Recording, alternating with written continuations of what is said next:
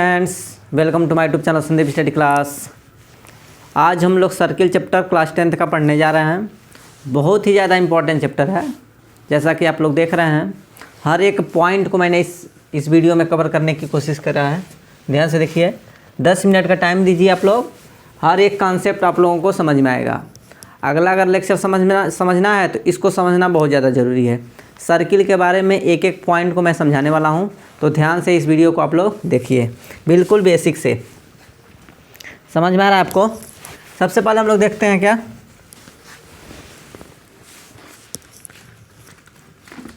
सबसे पहले हम लोग देखते हैं सर्किल क्या होता है। ऐसे ही मैं सब बताऊंगा। सेंटर क्या होता है, radius, diameter, chord, circumference, arc, segment, sector, secant, tangent. Radius and tangent क्या होता है, कैसे उसका रिलेशन हम लोग फाइंड करते हैं, 90 डिग्री कब होता है, बहुत ज़्यादा इंपॉर्टेंट है रेडियस एंड टेंजेंट, अभी मैं बताऊंगा। नंबर ऑफ टेंजेंट कैसे फाइंड करते हैं, इनसाइड सर्किल है, आउटसाइड सर्किल है, तो सारा का सारा मैं इस वीडियो में आप लोगों को बताने वाला हूँ। केवल आप थोड़ा सा धैर्य रखिए और ध्यान से आप लोग देखते रहिए, फोकस के साथ देखिए, समझ में आएगा बिल्कुल। सबसे पहले देखते हैं सर्किल क्या होता है। तो सर्कल के लिए हम लोग देखते हैं, ध्यान से देखिए, इसको हम लोग क्या बोलते हैं, सेट ऑफ पॉइंट्स बोलते हैं। सेट ऑफ पॉइंट्स का मतलब पॉइंट से ही मिलकर क्या बना हुआ है, एक सर्किल बना हुआ है। तो set of all points having same distance from a fixed point. Fixed point से सेम डिस्टेंस होना चाहिए सेट ऑफ ऑल सर्किल। मतलब क्या है, इस फिक्स पॉइंट हो गया और सेट ऑफ ऑल पॉइंट्स है, तो set of all points having same distance from a fixed point. Fixed point से सभी सेट ऑफ पॉइंट्स का डिस्टेंस क्या होना चाहिए, इक्वल होना चाहिए। उसी को हम क्या बोलते हैं, तो सर्किल बोलते हैं। पहला चीज़ समझ में आ गया होगा। हम लोग सर्किल का डेफिनेशन समझ में आया, set of all points having same distance from a fixed point. समझ में आ रहा है सबको। और जो फिक्स्ड पॉइंट होता है उसी का नाम होता है सेंटर। देखिए, एक चीज़ मैं बताने वाला हूँ। सर्किल समझ में आया, एक बार और देखिए, set of all points having same distance from a fixed point. Fixed point को ही हम लोग क्या बोलते हैं, सेंटर बोलते हैं। तो ये हो गया सेंटर, ये क्या हो गया, सेंटर। समझ में आ रहा है। और सेंटर से सर्किल का जो डिस्टेंस होता है, distance between centre and circle is called radius. तो इसी का नाम क्या होता है, तो रेडियस होता है। सर्किल से और सेंटर का बीच का जो डिस्टेंस होता है उसी का नाम क्या होता है, तो रेडियस होता है। समझ में आ गया होगा। अब ध्यान से देखिए, इस सर्किल से सर्किल का डिस्टेंस क्या होता है, सर्किल से सर्किल का डिस्टेंस क्या होता है, सर्किल से सर्किल को ज्वाइन कर दो, कोई भी लाइन एक लें और सर्किल से सर्किल को क्या कर दें, ज्वाइन कर दें, तो इसी का नाम हो जाता है कॉर्ड होता है। क्या नाम हो जाता है, कॉर्ड। सर्किल से सर्किल को ज्वाइन करने के बाद उसी को हम क्या बोलते हैं, कॉर्ड बोलते हैं। इसका मतलब ये भी एक कॉर्ड है, यहाँ से लेकर यहाँ ज्वाइन कर दें, ये भी कॉर्ड है। अगर यही कॉर्ड सेंटर से होकर चला जाए, सर्किल से सर्किल को ज्वाइन करें, बट कहाँ से होकर जाए, सेंटर से होकर जाए। सेंटर से होकर जाएगा तो क्या हो जाएगा, इसका नाम अगर हम लोग रखें, ओ रख दे रहे हैं, सेंटर का नाम कितना है, ओ, और इसका नाम ए एंड बी, तो ये भी एक कार्ड है। अभी कार्ड का डेफिनेशन क्या बताया है, सर्किल से सर्किल को ज्वाइन करना है तो कॉर्ड बनेगा। तो ए से बी को ज्वाइन कर दिए तो ये भी कार्ड है। लेकिन सेंटर से होकर जा रहा है तो इसका स्पेशल नाम पड़ जाता है डायामीटर। सभी को समझ में आ रहा है, डायमीटर समझ में आ गया। वह कार्ड जो सेंटर से होकर जाए, कार्ड ए भी है लेकिन कहाँ से होकर जा रहा है, सेंटर से, तो उसी को डायमीटर बोल देते हैं। और डायमीटर और रेडियस में एक रिलेशन होता है। देखिए, रेडियस तो यहाँ से यहाँ तक डिस्टेंस था, आधा था, और डायमीटर पूरा है, तो डायमीटर बराबर होता है 2 इंटू रेडियस। 2 into radius. तो यहाँ से अगर हमको रेडियस फाइंड करना है, रेडियस हमेशा किसके बराबर होता है, रेडियस बराबर डायमीटर अपॉन 2 के। डायमीटर से को 2 से डिवाइड कर देंगे तो रेडियस आ जाएगा।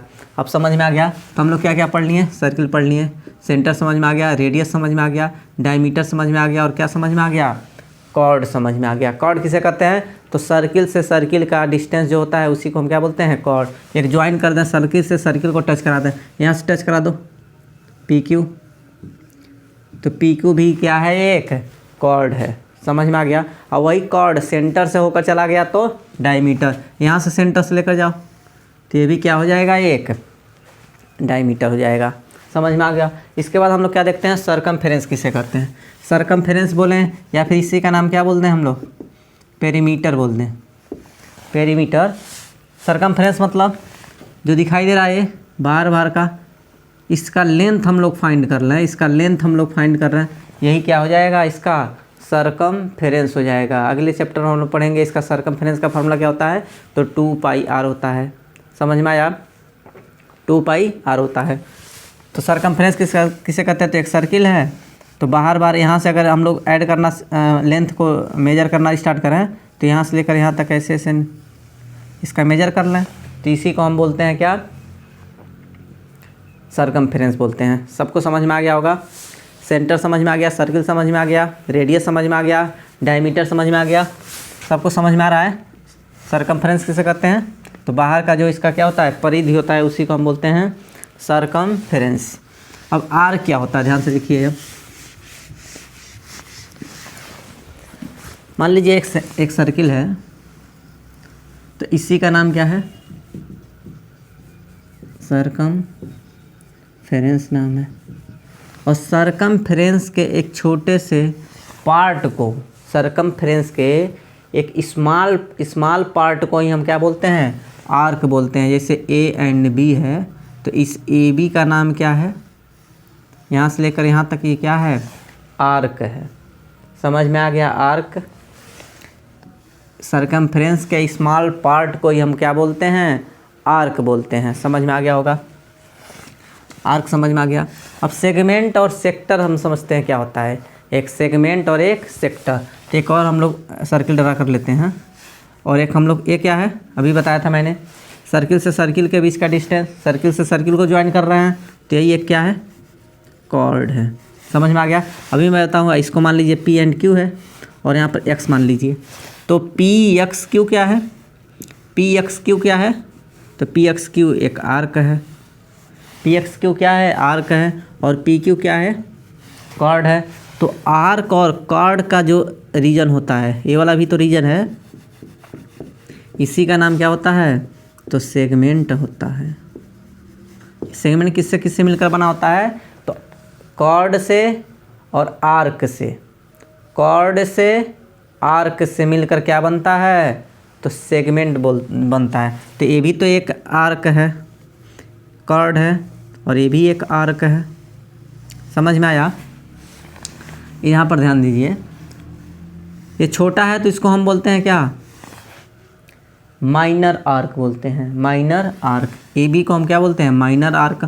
और इस वाले ए बी को यहाँ पर अगर एक्स मान लें, तो ए एक्स बी को हम क्या बोलते हैं, मेजर आर्क। तो ये वाला हो जाएगा मेजर आर्क, और ये वाला क्या हो जाएगा, माइनर आर्क। समझ में आया, समझ में आ रहा है सभी को। अभी हम लोग सेक्टर क्या बता रहे हैं, तो यहाँ पर एक रेडियस ड्रा कर दें,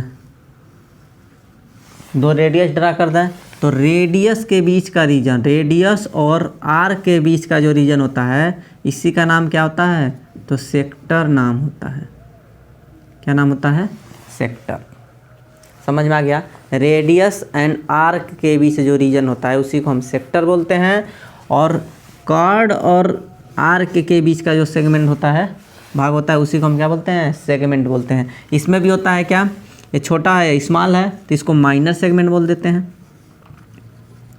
माइनर सेगमेंट। और ये बड़ा वाला है, तो इस वाले रीजन को हम लोग क्या बोलेंगे, पूरे को, इस वाले को मेजर सेगमेंट, मेजर सेगमेंट बोल देंगे। वैसे यहाँ पर भी ये माइनर सेक्टर हो गया, माइनर सेक्टर हो गया, तो इसका नाम क्या हो जाएगा, सेक्टर तो है लेकिन इसी का नाम क्या है, माइनर सेक्टर, माइनर सेक्टर। और इसी का ये बड़े वाला जो यहाँ पर, यहाँ पूरा रीजन है ये वाला, तो इसका नाम क्या है, तो मेजर सेक्टर। सभी को समझ में आ रहा है क्या। कोई दिक्कत है बताइए आप लोग, कोई भी दिक्कत है तो आप लोग बताइए। समझ में आ गया? तो अभी आर्क हम लोग समझे हैं, जो सरकमफ्रेंस का छोटा सा पार्ट होता है उसी को आर्क कहते हैं। और आर्क और रेडियस के बीच का जो रीजन होता है, आर्क और रेडियस के बीच का, उसी को हम सेक्टर बोलते हैं। तो ये भी तो एक रेडियस है और ये भी तो है आर्क है, तो इसको हम मेजर सेक्टर, इसको माइनर सेक्टर। वैसे ही सेगमेंट कार्ड एंड किसके बीच,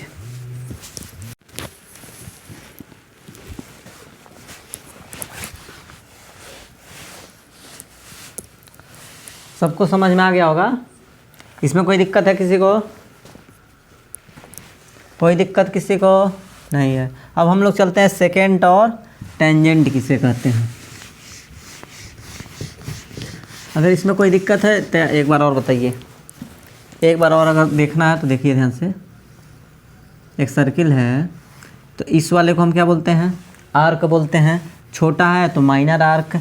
माइनर आर्क और रेडियस का जो रीजन होता है इसी को हम सेक्टर बोलते हैं, माइनर सेक्टर।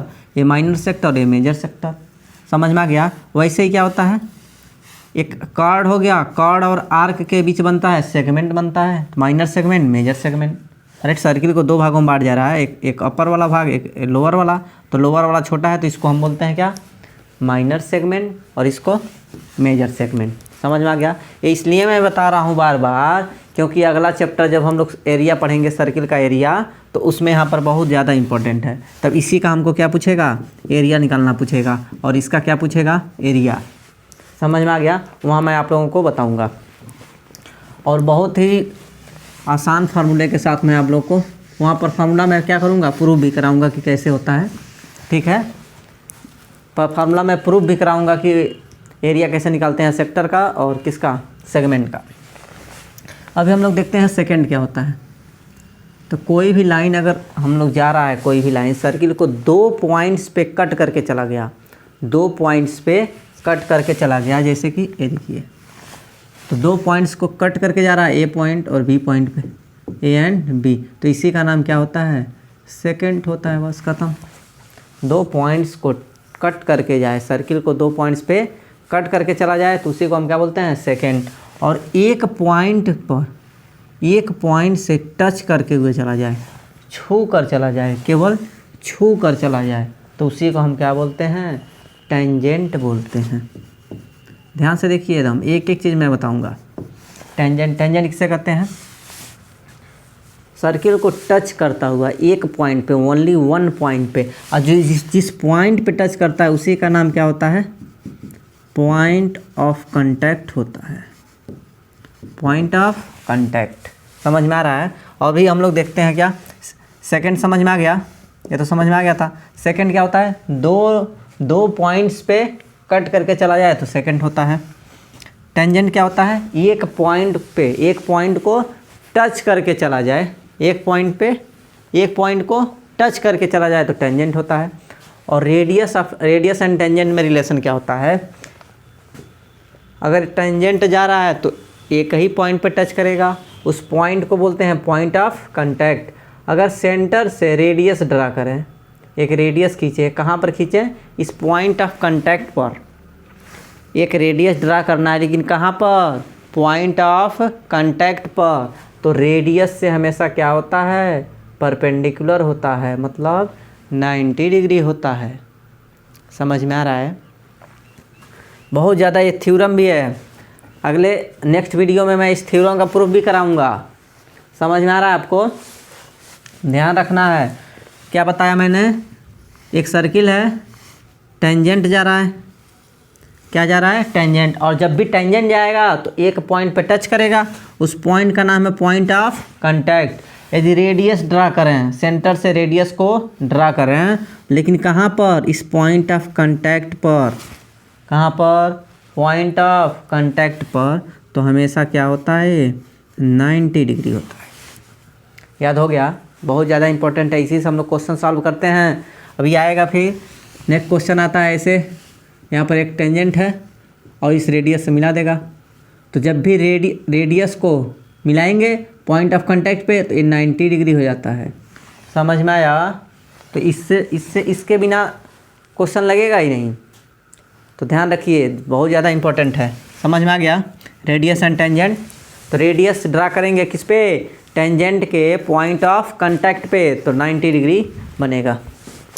अब आगे चलते हैं, क्या है? Number of tangent.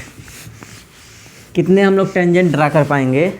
तो मान लीजिए एक सर्किल है, नंबर ऑफ टेंजेंट, यदि पॉइंट है इनसाइड द सर्किल, इनसाइड है, इनसाइड है, तो इनसाइड मतलब कोई भी इनसाइड है, इस पॉइंट से हमको टेंजेंट ड्रा करना है, तो कितनी टेंजेंट ड्रा कर पाएंगे? 0।